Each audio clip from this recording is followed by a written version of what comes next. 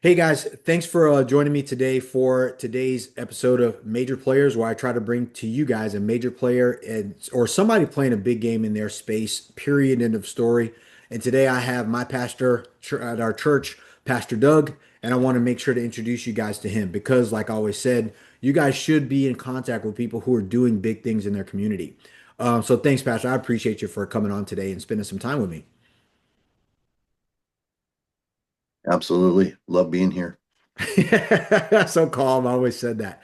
Um, Yeah, so so do me a favor. love Tell me a being little here. bit Yeah. of, for sure.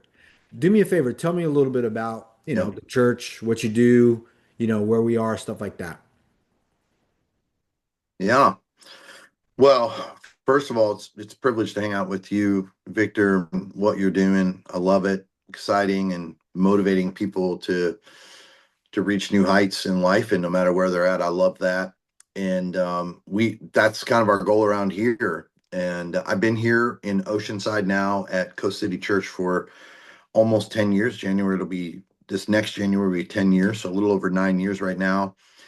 And I've spent my life um, kind of giving my life away to people and Mm, just saying, look, the goal for my life is not necessarily measured in dollars and cents, although I think that's important for all of us to pay really close attention to. But the goal for my life is measured in impact. And mm. what kind of impact am I having in the world that I live in? Where am I engaged, involved? What have I taught my children and my friends? And how have I been involved in their lives? And so my family and I have just decided to live a little different rhythm, I think, kind of than the norm out there, maybe, because it's what the return is for us is much different than per se if I was had the same success as a business owner. The return is not measured the same, and Right. so we have just decided we're good with that, and we Mm, love what we're doing, and so thankful. We pastor a church that we started with. We had around 100 people our first Sunday, and wow. now we're running a couple thousand people. A Mm, couple years later, um, our biggest challenge is where do we put cars and where do we put bodies, yeah. and we're just having a blast with it, seeing crazy impact and people realizing that you don't have to be who you've always been. Right.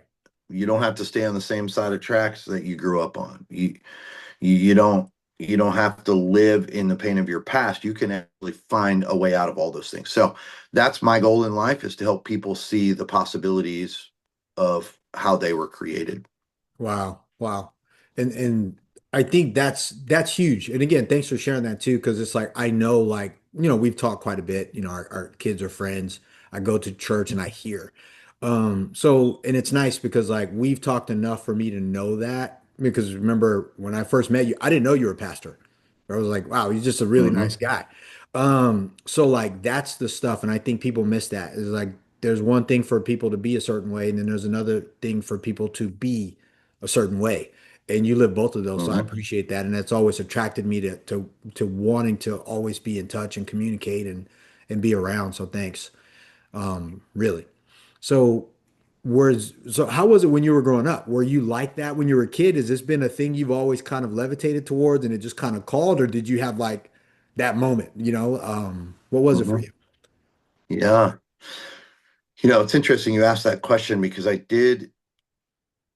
do feel like it's kind of part of my DNA. I really Mm, enjoy the opportunity to help people move forward. But yeah. I do also remember a moment where I was just at summer camp, Hmm. and I remember thinking, man, there was a like a really good motivational speaker at the camp I was at, and he was just like, man, you guys, I want you to learn to dream about when your life is over and people see who you are.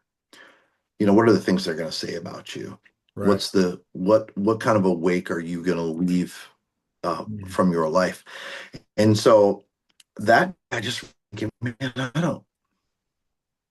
If there's anything that I want people to remember me by is, you know, what was the impact I had other humans. So it was kind of a moment, but it was also a little bit a part of my DNA where I just this as you know, from a young age, like this is what I'm supposed to do. Mm, And so I've been kind of dreaming of doing this in different ways ever since I was a little kid. Like I want to do this different. I want to operate in the church world different than hmm. anything I've ever grown up around or anything I've ever seen. And I want to reach normal people, Yeah. not just church people. I want Hmm. normal people to be able to come to our church and go, whoa, I need this. Right. And so that's my goal. And yet I want that message to apply to us church people that have grown up around church and be motivating and inspiring to live out a life that is impactful. So Yeah. Yeah. So was the home life like church too? Like you were saying that, so I'm always interested. It's like, oh, you kind of spun on me. There you go. Still looking handsome. there we go. Was Yeah. was home like church based? Did you grow up around it? Yeah.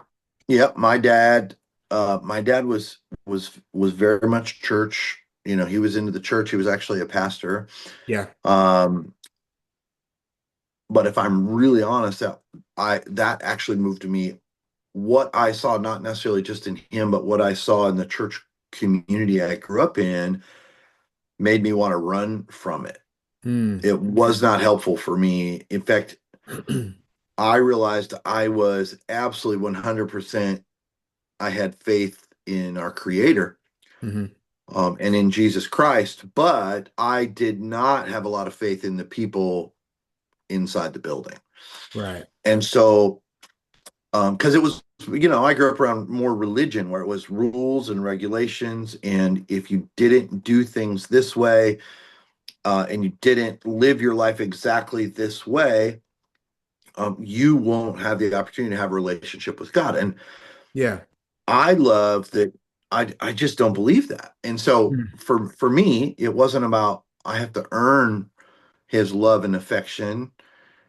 Just like your kids, you know, Yeah. Victor, like you're gonna love kids even through their mistakes, even when they don't do something that you want, when they do something totally against what you want, that's not gonna stop like your love and affection towards your children. Right. Well, in religion realm, you know, for years, religion has been taught that you earn that affection from God and you earn all these things. And that's the only way that you are accepted by Him. Mm. And as a father, I would look at my kids, and I'm sure you look at your kids, and I was like, there's nothing they could do Yeah. to Yeah. be dispelled from my love and affection in this world. And they get regardless. Now, will I agree with them? Will I have tough conversations with them when they screw up? Absolutely. Mm. But it'll never stop my love and value and affection for their life. So I saw that contrast and I was like, I want to be a part of building a church that looks at people and goes, man, God loves you right where you're at. And um, now he'll change your life if you'll give Right. it to him. He'll totally change your life. Um, but he loves you. Mm. And you can't do anything. You can't live good enough to change that. You can't live bad enough to change that. So that's been my, you know, overall kind of passion. That's how it looked for me growing up Yeah. around the church. Mhm. Yeah. No, and and that's interesting too, because it's like I was raised Catholic. Mhm. And unfortunately, it was kind of one of those deals where when my mom and dad got married, my dad was, I don't know, Baptist or whatever he was, and then my mom was Catholic. And in order for them to get married, they have to sign, I always say you had to sign the Catholic waiver and and say that your kid is For going to be raised up. Yeah. So my dad was always like, I think him growing up a certain way should be his choice. And fortunately, my parents were in the military, so we traveled. So yeah. I got the opportunity to, like we have a joke, wear the knees out on my pants, going to Catholic church, but then I also went to my dad's church and I got the opportunity to see all the different things. And I had the same thing you said as well growing up as a kid. I was like, well, I questioned a lot. I have a joke. I got sent back to my mom a lot from children's church because I had all these questions that at some point Mhm. the thought was like, you're asking too many questions. And my brain was like, well, my parents always taught me that I wasn't a kid that was, my parents didn't say, kids should be seen, not heard. My parents were like, you should ask questions. You should talk to us. So I kind of grew up in the environment like that. So when naturally going to church and, you're in an environment where like, well, why does this happen? Why does Jesus? Why do, like you said, like, why do I have to do that? Why doesn't God just love me like my dad? Like I asked those questions and it was a lot of, well, let's go take you to your mom.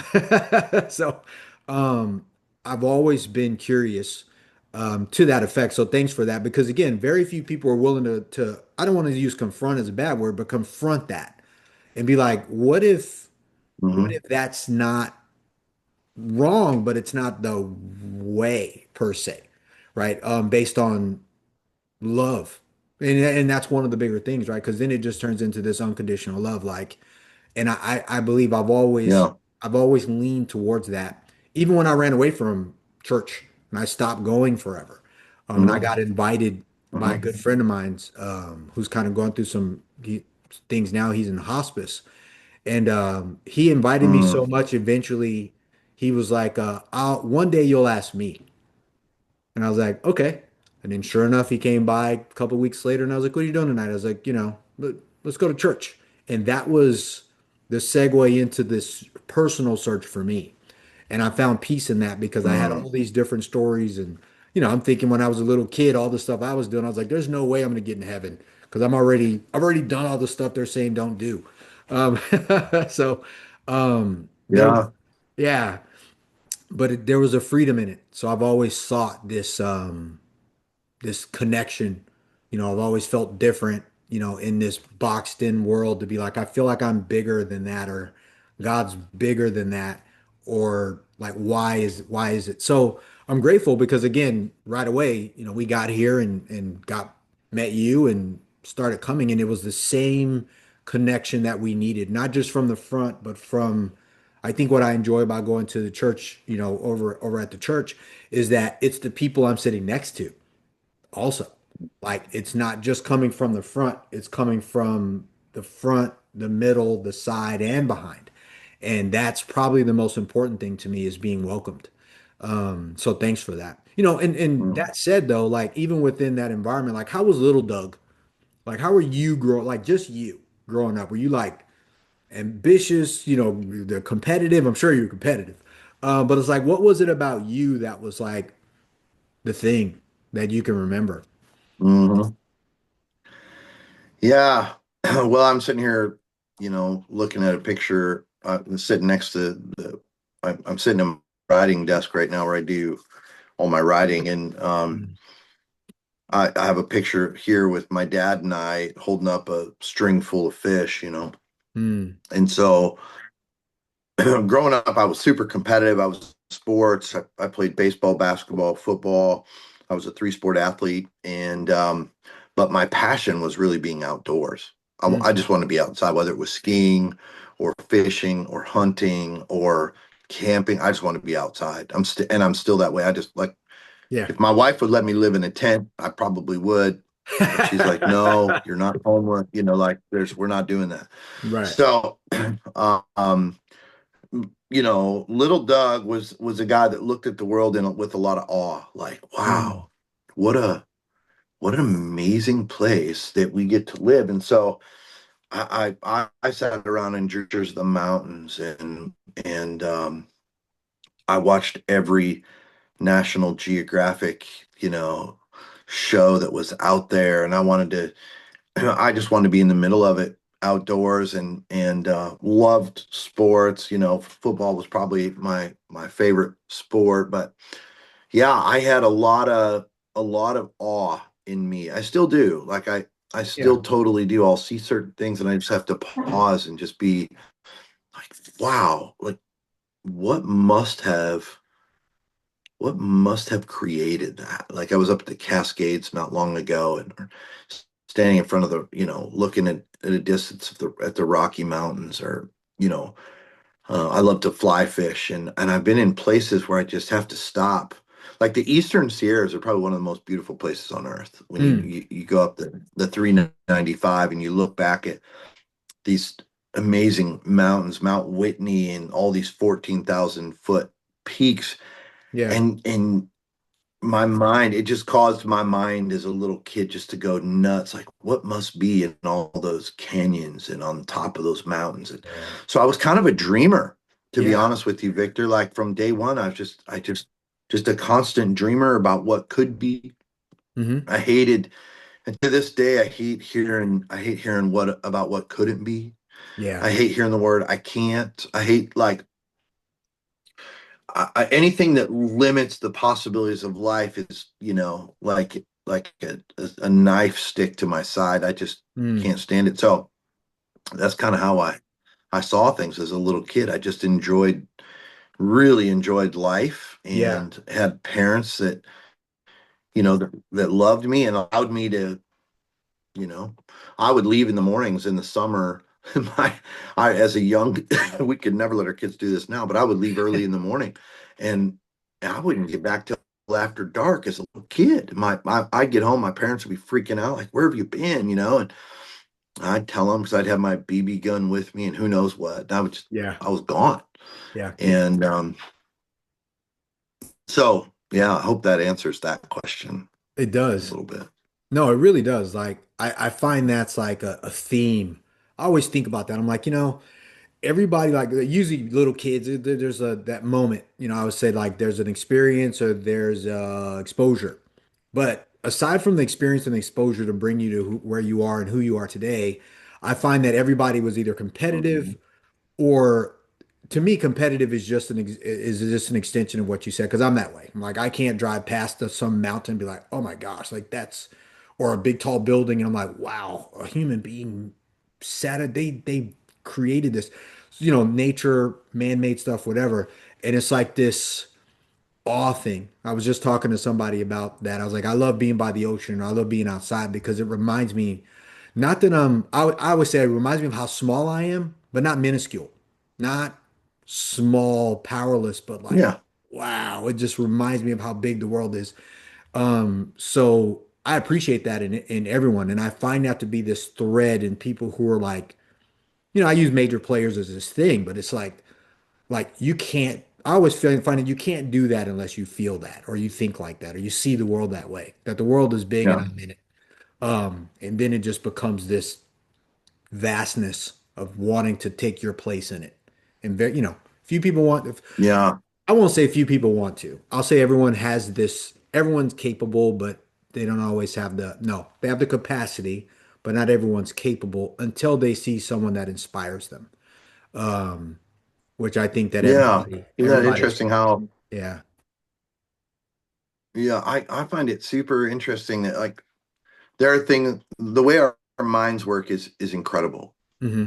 And there are things that Elon Musk has come up with that I just my mind can't really perceive it. I don't, Yeah. like the way the exact way that a car drives itself and some of the stuff that he's coming out with Hmm. that uses AI and all this technology. Parts of it my mind can like understand a little bit, but if I had to create it, Right. that's just not my lane. Like Yeah. I can't really perceive it. But there are things that I can perceive that he cannot. Right. That's Like right. I can look at somebody like you and Hmm. see the possibilities, Hmm. but I can't look at a piece of titanium and go out of that piece of titanium, I could make a chip that would control the whole car. Like I don't feel Yeah. that and see that. Right. But I Right. could look at you know what I mean? But I Yeah. can look Yeah. at you and go, wow, look at this guy. How well he's raised his boys. He loves his wife. She loves him. He's enjoying life. He lives it with a smile. And like your possibilities in this life based on the gifts that you've been given and that you were Right. born with. I find it interesting that all humans are born with different gift sets, Hmm. like all of us. Yeah. And we're all so unique that we fit into this beautiful puzzle of Hmm. life. And if we can all play our part, it really turns out to be quite a view. Yeah. The challenge is when we're not playing our part and our piece is missing. And So my goal always with my boys, and I know yours is with yours as well, is that their gifts would align with what they're doing so that they can feel fulfilled in this life. And really, Yeah, that's what it comes down to, right? Like it does. Elon Musk loves what he's doing because he went, this is what I'm good at. I don't care about anything else, Hmm. like probably to a fault in his life. I'm just going to do this and I don't care what anybody thinks. And he's done it. Well, Yeah, all of us have to align like our when our careers align with our passions. We live a lifetime where we don't work at all. that's We right. just get paid to do things we love. That's right. And That's right. but most, I would bet statistically, over half of humans don't take the time to align their gifts with their careers, and they Hmm. spend a lot of years just wasting those hours and not having any passion. It's funny. Yeah. You can go into any business and you can see the guy or the girl or whoever is working there. You know, like Apple does a really good job of this. You go into Apple, and Uh-huh. everybody in Apple has a crazy passion for what they're doing because they're Yeah, gifted at that's it. right. That's right. Um, you, I don't mean to rip on Best Buy, but you go into Best Buy and you hope like this guy's like, you ask a question about computer, he's like, I don't, he doesn't care. Yeah, it's like I Not know how to find everybody. somebody. Yeah. Yeah, not everybody's that way, but there's definitely, you can feel it when someone Hmm. is talking to you about what they love and what their Right. passion is, what they're good at, versus talking to somebody that's required to do it in order to survive in life. Yeah, big And difference. really, the outcome that changes so much is if you're not in alignment with your purpose, you Mm, spend your life surviving. But that's when true. you're in alignment with your purpose, you spend your life thriving. You spend Hmm. your life loving every minute of it. And like, I don't care if all four of my boys, I don't care what they do, as Right. long as it lines up with what they're good at and they Hmm. love it and it's how God designed them. I'm good. Right. Now, question for you You about know. that. That's and I appreciate you saying that because it's important too. That like because do you have a do you have that ability to kind of like see that in people? Like I know I've went places, just what you said, and Sharon makes fun of me, and you know Sharon, she'll be like, "You just talk to anybody." I'm like, "Well, I love people, but I also can see." Like certain things. There's sometimes we went to restaurants and somebody's serving us, and I'm like, "What are you doing? What are you doing here? Like, how'd you get here?" And they're like, "What do you mean?" And I'm like, "No, like, you don't look like you belong in this place."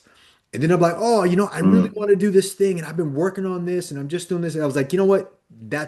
That feels like what you're supposed to do because it isn't that you just it doesn't look like you're not supposed to be a waiter or a waitress. Like the way you carry yourself, it's bigger." And they're like, "Oh, thanks for saying that." You can tell, like you said, they almost perk up. mhm, But two things, I always say two things. So Sharon's like, "Well, you just kind of say you don't really know." And I was like, "I don't know. It's just this thing in me." But like, I always say you can identify talent, skills, love, passion, and really just a human spirit. You can see somebody that's like has something, and I like to yeah. call that out. Do you do that, or can you feel that in people, or do you just kind of like you know, like how do you when you are you able to transfer that feeling Sure. of yourself to them? Well, I think you asked two questions. The first Yeah. was, can I identify it? And Hmm. and that I feel like we can all identify it because the great separator is someone that has passion. Right. Like you, you're not doing like or not. They can't manufacture enough passion over time. Eventually, you'll see that they're not passionate True. because it's really hard to manufacture passion. Um, Now, your second question was, can I transfer that to people? Well, I think we can all inspire people. We Hmm. can help people find what makes them passionate. We can inspire them by that encouragement. If we Hmm. could all learn to be great encouragers and catch people doing things right, Yeah. man, we would change the world. Like you got a great waitress or a great waiter, and you're just like, man, I really appreciate, the time and care you took with us tonight. You really went over and above. Thank you for that. It's funny, those words will mean as much as a huge tip. Yeah. I recommend you still give them a great tip, so it's not empty words, but Yeah. those words, oftentimes they'll never hear that from people. Right. So an encouraging word, the Bible talks about an encouraging word as like healing for the soul. Hmm. So when you live a life of encouragement, I think all of us have the ability to pick others up and push them towards their passion and towards their created purpose in life. I think we all have it in us. Yeah. And we can do that using encouragement, the word encouragement. So Mm, mm. That's really good. And I wonder, like you, and thanks for saying that. Thanks for sharing that because that's important. I think if more people spent time encouraging people like I mean, like you said, like if you tell, I do it because when I was a little kid, I was always chasing. I left home pretty young. And it was good for like someone to say, I'm proud of you. My sister and I talk about it. It's like I was always the mhm. one who had to say, Victor, I'm proud of you. I did something yesterday and I walked through here and I was like, dude, I'm proud of you. It was like just talking to me. So I tend to like, I do tell people if I see them, I'll be like, and I see them do something like, dude, I'm proud of you. And I say that sometimes because I don't know who didn't say that to them when they were little. I don't know what we don't know what people need in the moment. There might have been somebody who's looking to give up what they were doing, quit their job, break up with leave their family or break up with a husband or a wife or in a bad relationship, and they've done something, and somebody just kind of takes a moment and be like, "Dude, I'm proud of you. I see you, and I watch what you do, man, and I'm really proud." And be genuine about it. Like you said, that Yeah. level of encouragement, man, it can go a long ways. It really. My whole life are pivotal moments where someone stopped me and told me something I needed to hear in the moment. And that mattered more to me than anything else because I might have been on the cuff of doing something I wasn't supposed to do or stopping doing something that was good for me, but I was in the moment of just kind of like, I'm done with this because there's no reward. And that was the little pivotals. So, yeah, thanks for saying that because that's important. Important you know, for that to even be recognized. Yeah. So, Well, I feel like you're naturally, I remember the very first time you and I met was, um, if I remember correctly, we were at a we're at a game. we were a 7-on-7 tournament Yeah. Yeah. down up in, I don't even remember where it was, but we had a tight game and barely came out on top, and it was heated. All of our kids were heated, and you and I got to connect in a moment. It Yeah. was just kind of cool because we're watching our kids all fired up. But I remember thinking right off the bat, I was like, oh man, these boys are really blessed. They've got a dad that isn't just here to correct them. He's here to encourage them and maybe put some guardrails when they need it, but really is trying to help them see what is good in them. And I feel like for you, you're naturally a super, you're going to be successful at whatever you touch. I think the one trait that you see in people in the world that have sustainable success is the ability to see greatness and call it out in people. Mm, Uh, Most great leaders, that was the trait. It's an encouraging trait of like, I see and call it out. People attain those things. Now there's freak show brainiacs in the world that are so smart they end up being successful anyway. yeah. And we've already mentioned one of those, like just so successful, it doesn't matter how he treats people Mm, because his brain just works all the time. But most of us, that don't have that type of just crazy IQ and ability to do stuff with your hands on your own, yeah. everything we're done is in relation to the way that we relate to other humans. Mm, So if we can learn the skill, even when it comes to our money and the way we manage money, like yeah. if we can learn the skill of, relatability, and we can learn the skill of encouragement and Hmm. like picking people up. And my favorite thing on earth to do is to find the greatness in people. My wife Mm. always says, "Man, you're such a gold digger," and I was like, "What?" And she was like, "I don't mean it that way. Like Yeah, you dig your gold out of people. whole goal is to mine gold in Yeah. people," and it is. It's what I love because when you find greatness in people, that relationship becomes very sustainable, and it's Mhm. through sustainable relationships that we all find great success in life, whatever. And Yeah. that applies, I think, to anything that we do, whether we're in the financial industry, the labor industry, whatever it may be. Yeah. 1000%. 1000%. Yeah. And you know what? You're right about that. Because that's a skill in itself.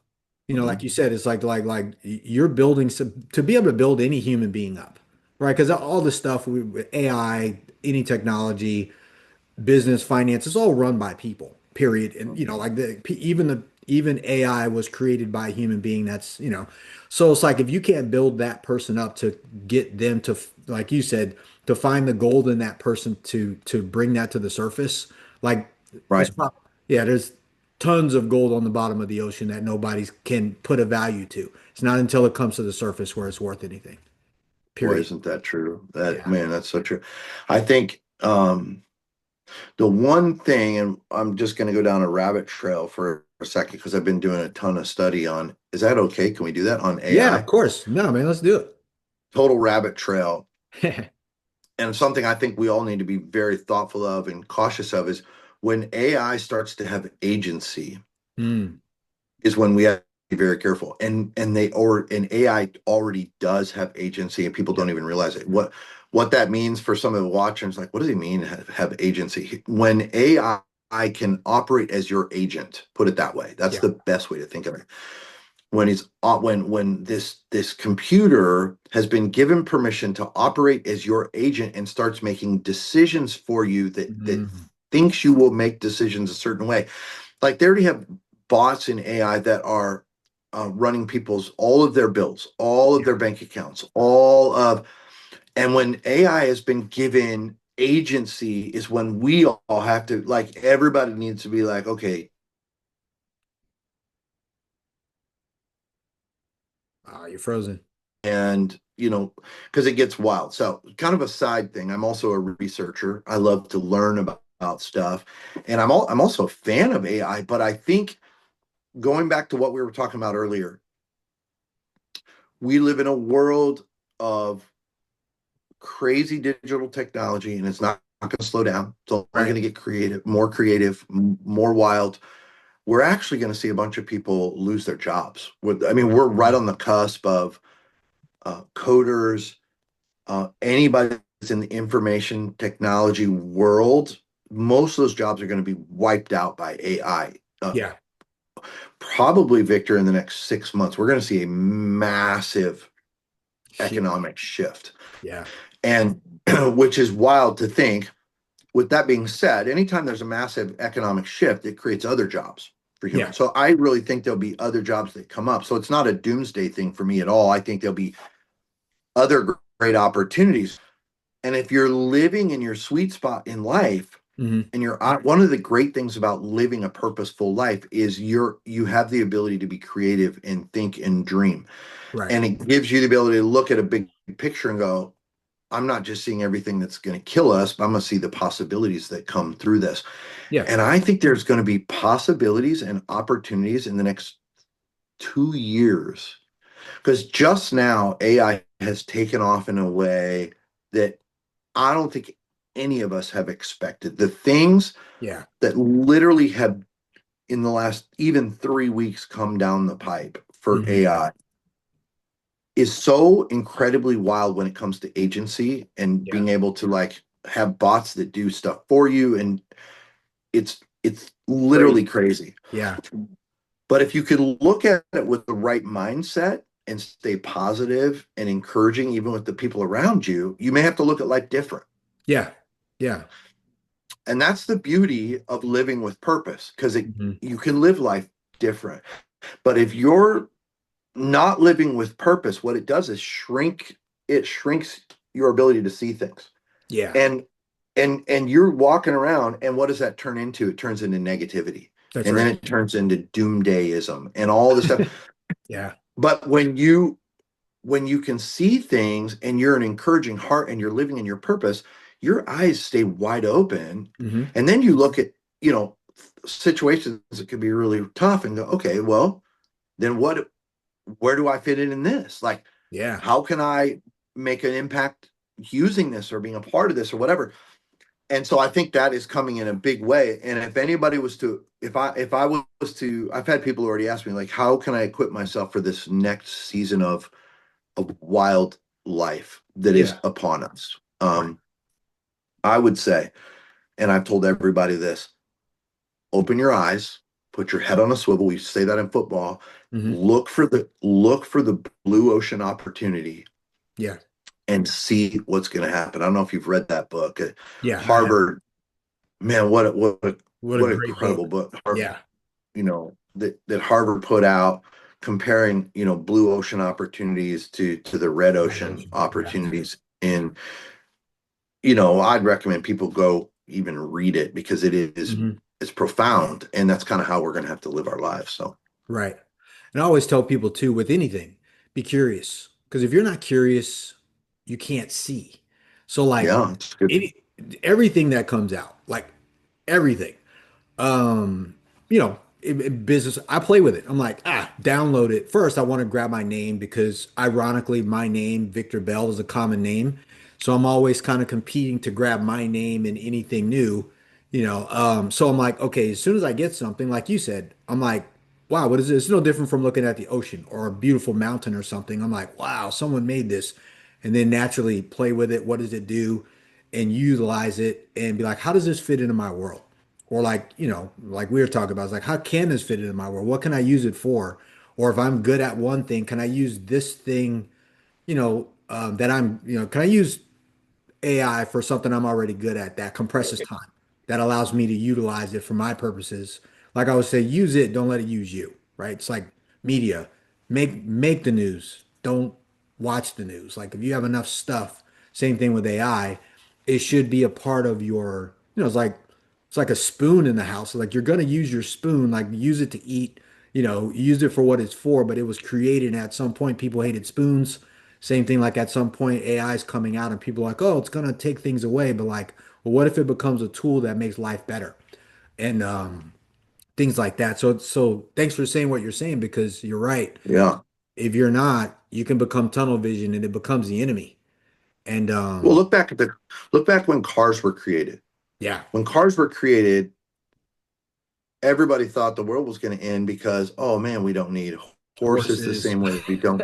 Yeah, All the tools are going to change, and it did, but it just created new jobs, that's new right. opportunities. They were, and I really believe this evolution, that the digital revolution that we've already been going through for years, Hmm. this level of a digital revolution that we're about to see is going to be mind-boggling for people. It Yeah. already is, and if you do any research, which I say this to people, get out there and become your own pro. Do Hmm. not sit on the sidelines and go, well, I wonder what's going to, like you're talking to a pastor, you're talking to a businessman, and I'm literally telling you, even as a pastor, where most guys are like, run from everything like that. No, look, Yeah, I'm uniquely placed, and what I do is going to fit a need that will never change, and that's relationship. AI that's will right. never change relationship. In fact, it's Hmm. going to only grow the need for it Right. because there won't be as much personal interaction at work, and they're going to want places like what we provide and communities like what we provide to grow. So I feel great about it, but even as a pastor, I'm like, man, everybody out there should dig in Hmm. and figure it out. Like, do you know the difference between Anthropic? Do you know the difference between Chat GPT? Do you know the difference between Grok? And like, what are all these different AIs? What do they offer you? And what's the big difference? And That's right. like, I was telling my wife yesterday, hey, we're gonna dig into this Hmm. so that we're not caught off guard That's right. as things come up. And I just would encourage everybody out there to be doing the same thing. Yeah, yeah, Yeah. 1000%. We were talking about this a little while ago. I was like, I went to I mean, this is years ago. I went to a business event and didn't have a laptop. And it was I was doing real estate, but these guys are like social media marketers. It was when social media was kind of like becoming the thing with videos and stuff like that. And I was Wow. telling Sharon, I was like, I was the only one in that room. We paid $50,000 to be in that mastermind. I was the only one there Wow. without an iPad or an iPod or like with anything. And I was like, they couldn't help me as much as they wanted to help. They're like, you don't have the tools for us to help you compete in So that's a this good, environment. what a good story to like motivate everybody for the future, right? Right. Right. Yeah. And this is no different. This is no different. So it's interesting. And like you said, it's like being a I don't want to say leader, but I mean, I don't know another word to say, but being a leader and doing what you do for helping people in your community. Like it's so Yeah. important for the leader to also say, hey guys, it's almost like you being a leader back in like some day when fire came out, you're like, don't touch it, it's evil. You're like, we're gonna freeze to death. So like, how do you continue to have your tribe or worse, or not worse, but better, how do you continue to have new people coming in that are already adapted their world to that. And then when they come in, you can't Yeah. speak to it because at some point, that's usually why people detach from joining groups and Yeah. business, church, all stuff because people make them feel bad for being like, they say different, but it's not different. It's like you don't understand and you're not trying to Yeah. understand. So rather than grow and introduce new people, or hey, I don't know how to do that. Why don't you share this with the group so we all learn too? Like introduce something. So it's great that you have that, which is what attracts Yeah. me to to you and everything that you've done. And that brings me to this next thing too. Like as it relates to doing like because I've heard all of it like because people like yeah I started my church and it was six of us in my living room with like fold up chairs and then saying I know everyone has that. Um, what was it like to because I was just at church this weekend and I love what you do. Just I'll say this and I'll get back to it. Very few people are willing to sit down and say, hey guys, this is the vision. This is the what we're building. This is why we're doing what we're doing. This is where the money goes. This is how we allocate to what we're doing.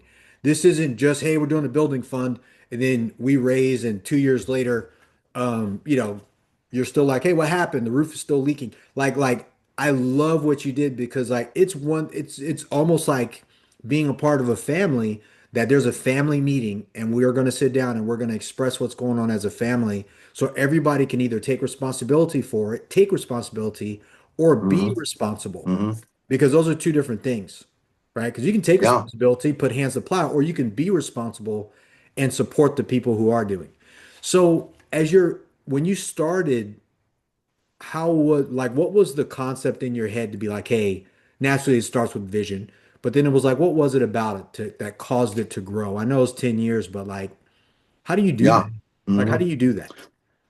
Well, I'm a huge fan uh, of systems. I'm a huge fan of excellence, Mm, of doing things right, of having like a plan mm, for the way you teach. For example, the way you teach the Bible, are we putting out a balanced meal? Are we mm, covering all of it? Are we just piecemealing what we want people to know? And so for me, most of the time I'm doing what we call expository teaching, which is just walking through the Bible. right. But then on months like what we're in right now, I pull back from that for a minute and go, okay, I want you guys to know the facts because I have learned that transparency equals trust. Amen. So here's all of, when you give, here's what's happened, here's how much money, here's how we've grown over the last 8, 9 years. And here's all the details of who we are and how we've spent our money and everything. And you can ask any question. So every once in a while I'll pull back and make sure that we go, okay, there's a lot of new people here. We've grown by almost 100% in the last 3 years, which is incredible. Wow. Congratulations That's on that. unheard of. Yeah. But the reason I think that happens, Victor, is because we have said the passion for us in life that I believe transcends every business. It works equally across every business, every sport, every time you see sustainable success. somebody has figured out how to build relationship. Mm. Mm. Somebody has figured out how to create community that really enjoys and loves each other. Now, you can find somebody that, paid to win for a minute. Right. You could find those guys, but you won't find sustainable guys like that. That's right. The it'll be a flash in the pan. It'll be the one hit wonder. It'll be Milli Vanilli, you know, but it will not last forever. That's But right. the people that go, we're going to do relationship well, and I'm going to never stop because it applies to family, Hmm. it applies to friends, it applies to academia, it applies to work, careers, any field, any career. How do I relate with other humans? Do I Yeah. do that well? And I believe it's the foundation for success, unless you're Elon Musk and you're so smart you don't need relationship. Like, right? Imagine if that dude could really do relationship well. Hmm. Because he's been by his own admittance, like, I don't really care, nor do I even want to do that part. Yeah. I Yeah. don't have time for it. Well, he's so smart, he can get away with it, but he's a once in a lifetime brain. Hmm. The rest of us, We we need get it. we get the Yeah. beautiful privilege of going like, I need a few brains working together here, and I need community. And honestly, that this is how God created us to Yeah. live a full life, is through community. So how was Coast City? How have we seen this growth and success? We have just stuck to our guns saying, this Mm. is why we exist. Yeah. Transformational relationship. When you're in relationship with people, you live and learn from them and you grow. Mm. Period. End of story. That's what we do. And it just works. Never seen it not work. When I managed a large sporting goods company prior to going into the ministry, it worked. Yeah. Same story with first the employees, all of my employees, and secondly with all of our customers. We knew Mm. people by name. We knew what they loved. We were successful. Wow. And I think that just goes across all boundaries. Yeah. Yeah. And I can see that. And to your part, it's the what you say about was it trans say it for me. Transformational. Transformational. Transformational. Right. Yeah. Transformational relationships. It's what I mentioned earlier about not just going there and seeing you, but the experience that I get when I walk in, that's transformational because like everybody's doing it. And reason why I was tripped up on the word transformational is because I was mixing it with transferable. Because the Yeah. difference of it is that it's not just transformational because it changes someone that when I come there, it's transferable from you to the Ooh, people to the other that's ministers. good. So there's a huge difference in that, which is why I was tripped up on the word. I was like, I have to have him say it because I'm thinking transferable because there's never been a time where I've went there and not felt better than when I left. Not that I felt That's a bad great when I idea. left, but it was like Yeah. it's impossible to leave in an environment where everyone is transferring a relationship in the moment Mm, with someone next that's to really you. good. And Yeah. I wanted to say that because that's really important to know. Like you Yeah. said the other No, day, it's it's like someone telling you your kids are good. This is also saying like everybody around you is good because you're good and you had you had the foresight to be like, hey, this is what I want. And I'm not saying it came natural, but it feels like it's a natural thing for you to do because not everyone can do that. yeah. So I appreciate that. I do. Yeah. I really do. So and I I appreciate love I what you were love it. saying. Thank you for that. Yeah, no, Yeah. and I love it. That's why I value you. I value our friendship. I value what you do. And I value you being successful. I always tell people like that are successful. I'm like, I appreciate your success too, because not everyone's successful at what they do. There's a lot of people who wanted to do something Hmm. they can't, they don't. I'm always like flowing power to people who have achieved what they've set out to do. So, what do you think it takes to become a major player? I'm not going to say in your space, but just be a major player in any space, but as it relates to what you're doing and to be able to build a community the way that you have. Yeah, man, What a good question. And some of it goes back to some of the same things we just talked about. I mean, major players have deep major relationships, like they just Mm, do. And mm, the old adage of it's not what you know, it's who you know, there's so much truth to that most of the time. yeah, If you want to be a major player, you put yourself around major players and you learn what major players do. You read their books, you figure out how to get in the shadow of major players, and you start, that's the only way you learn to make your own shadow, and that's right. um so I think it goes back to this, it really goes back to the way you learn and who you learn from Hmm. to become a major player. But I also think major players are dreamers. Like Mm, major players, they see things a way that nobody else can see them. Like major players can imagine things and see things that don't exist, but you see them like they do. right. And that is, uh, in the Eastern world, they call it, projecting, or, Yeah, yeah. I'm not talking about that. I'm just saying, like, you look at a situation where there's a massive problem and you see the solution Mm, instead of just the problem. Because there are people that look at things and they just go, "Oh, this sucks. Like, look how bad this is, and here's why it's so bad." And then there are others that look at things and go, "Well, yeah, but they're only a few decisions away from something really good." You right. know, so you got to decide. Like, I think it always starts with our attitude. I'm kind of talking it through in my brain because that's a really, really good question. How do you become a major player? It starts with your attitude. Mm, Like, how do you see this life? Do you walk around feeling entitled, or do you walk around feeling grateful? right. If you're grateful, boy, you're on your way already, Hmm. because entitlement ruins creativity, and and and you'll be able to blame all of your failures in life on somebody else when you're entitled.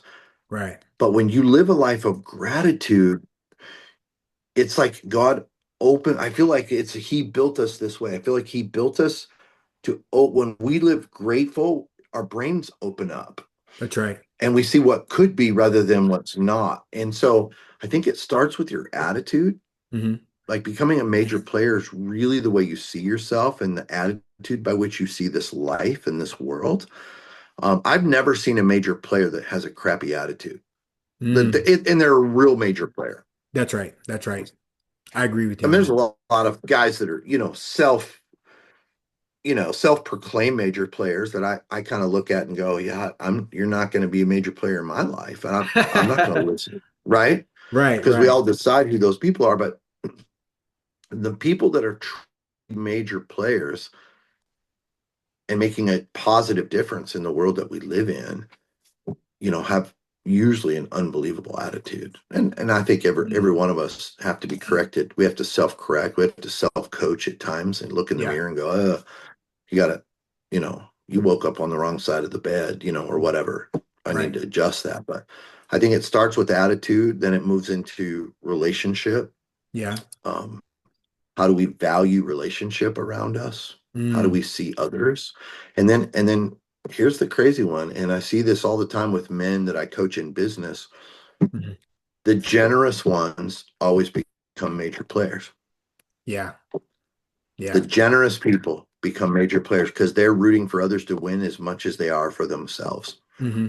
And I'm not talking about generous with money necessarily. I'm just talking about with life. They're generous with their knowledge. They're generous with their time and helping others. Those are the cats that become super influential in the world. Yeah, So I mean, if I just broke it down into to three things, it would start with your attitude. yeah. How do you see the world? How do you see yourself? Hmm. That would be number one. Number two would be, how do you relate to other humans, and are you a pro at it? Right. And then, you know, and then that third one that we just talked about, I think when you put those three together, you're going to do well. Now, there's a whole lot. We can go a whole lot further than that, but I think Right. those three specific things are And game they would have to changers. be, yeah, and they'd have to be foundational, right? Because if you don't have a great attitude or a good attitude, can become great. Um, if you're not willing to build any relationship and you're not gonna be giving, so far as the graciousness of that, then you actually can't even gain a skill. You're Mhm. not grateful, you don't have a good attitude, and you're not gonna build a relationship. So Not generous. yeah, no one's gonna pour into that at all Mhm. for you to gain a skill, because to have a skill, someone needs to be skillful, which means that there needs to be some repetition involved, and you'll repel Right. everyone around that would be able to do that. So that's great, and you're right about that, because I can look back on my life where anytime something wasn't well, I had a bad attitude. I wasn't gracious. I wasn't grateful enough to Mhm. be around anyone, or worse, I wasn't gracious enough to accept, because if you can't give, then you also can't receive. We always said it in MMA or wrestling or fighting. If if I'm holding you, then you're stuck. Oh no, I'm sorry. If you're holding me, then I'm stuck. So if I can't be a person that's willing to give, then it's also a retraction on me when I'm willing to receive.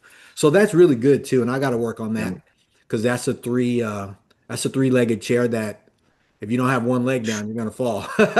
So Well, I think it's true for all of us. I actually don't think we ever master these three things. mm, And I think we were built this way. Like, yeah. because if you mastered them, I don't think they would be what they are.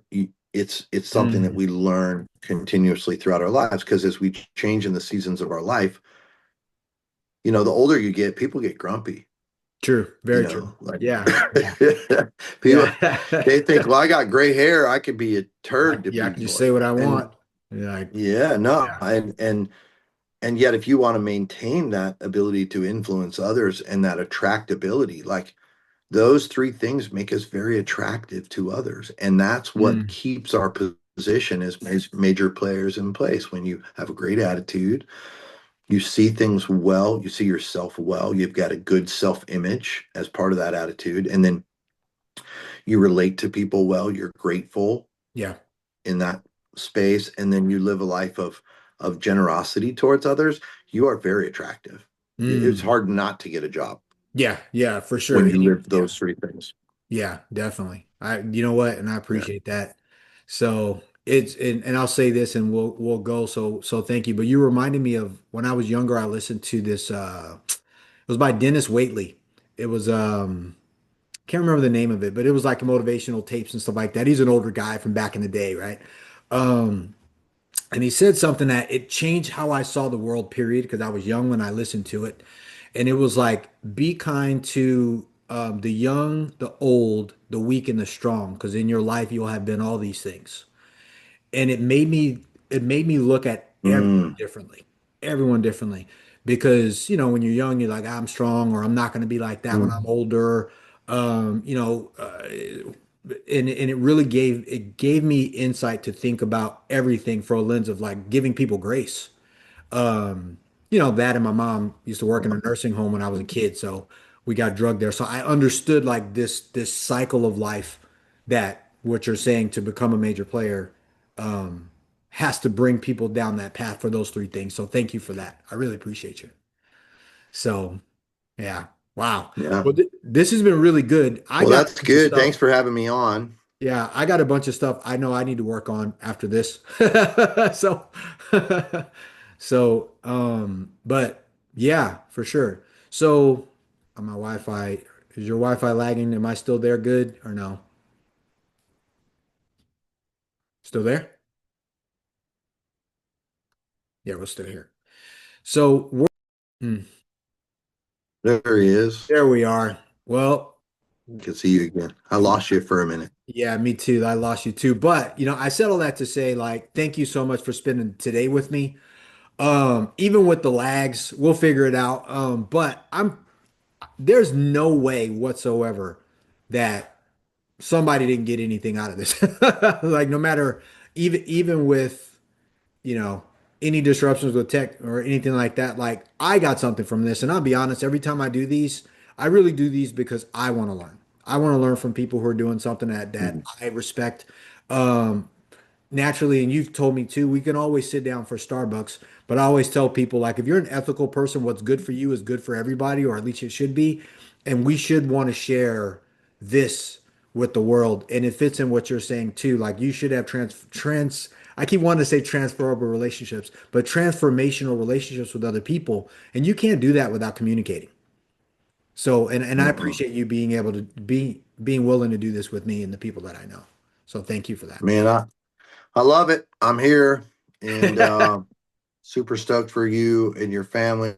Love the trajectory you guys are on, and thanks for having me on. For sure. And thank you so much for, like I said, doing this. And I love you and your family too. So any way I can help. Oh, for anybody listening, do you want to invite them out to the church to be able to come out and spend some time with the family? Always, yep. If you don't have a church that you go to, we're on the corner of El Camino Real and Douglas here in North Oceanside, and 420 North El Camino Real, it's Coast City Church. And if you want to go to the website, which most people do, it's coastcitychurch.com. Perfect. And yeah, come say hi to us. Definitely. Definitely.